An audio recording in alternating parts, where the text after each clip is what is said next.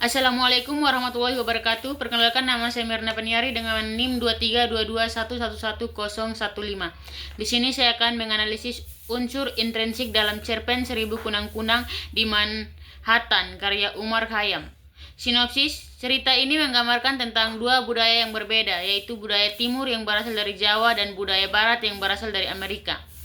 Kedua budaya memiliki ciri khas masing-masing, dipertemukan dalam suatu tempat yaitu Manhattan, Amerika. Tokoh wanita dalam cerpen ini bernama Zane yang tidak bisa melupakan masa lalunya bersama mantan suaminya yang bernama Tommy. Dan tokoh pria dalam cerpen ini bernama Marno yang terus membayangkan kehidupan di desanya di Indonesia.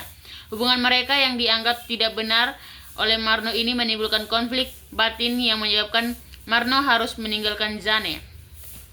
Satu tema.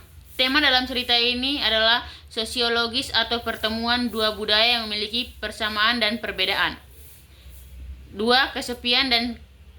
Tema kedua, kesepian dan keterasingan. Meskipun tinggal di kota besar seperti Manhattan, Marno dan Jane merasakan kesepian yang mendalam. Mereka merindukan akan kehangatan hubungan manusia, rumah, dan masa lalu yang penuh makna. 2. Tokoh dan penokohan. 1. Tokoh 1, Marno. Marno adalah tokoh utama laki-laki dalam cerpen ini. Marno mempunyai sikap yang sabar, memiliki hati yang teguh, dan pendengar yang baik. 2. Zane. Zane merupakan tokoh utama perempuan dalam cerpen. Zane mempunyai sifat yang cerewet dan keras kepala.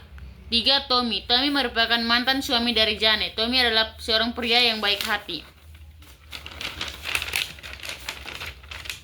3. Latar tempat secara universal dalam cerpen ini terdapat kota Manhattan, Amerika. Namun secara detail juga terdapat beberapa latar tempat, yaitu pada sebuah rumah, tepatnya di lantai 2. Latar waktu dalam novel ini yaitu pada malam hari. Hal ini dapat dilihat dari percakapan Marno dan Jane ketika melihat bulan dari jendela. 3. Latar suasana. Latar suasana dalam cerpen ini adalah suasana hening. 4. Latar sosial. Latar sosial dalam alur cerpen ini adalah budaya barat yang kental. 4. Alur. Dalam cerpen ini menggunakan alur campuran karena cerpen ini menceritakan dari awal percakapan hingga akhir, dan dalam cerita itu terdapat cerita mengenai masa lalu.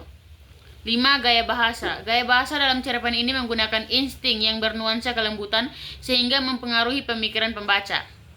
Terdapat dua jenis majas dalam cerpen ini. Ada majas metafora yang terdapat dalam kalimat bulan itu ungu Marno.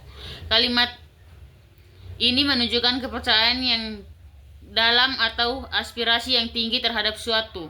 Yang kedua, ada majas personifikasi yang terdapat dalam kalimat suatu belantara pencakar langit tertidur di bawahnya. 6. Sudut pandang. Sudut pandang yang digunakan dalam cerpen ini adalah sudut pandang orang pertama sebagai pelaku utama.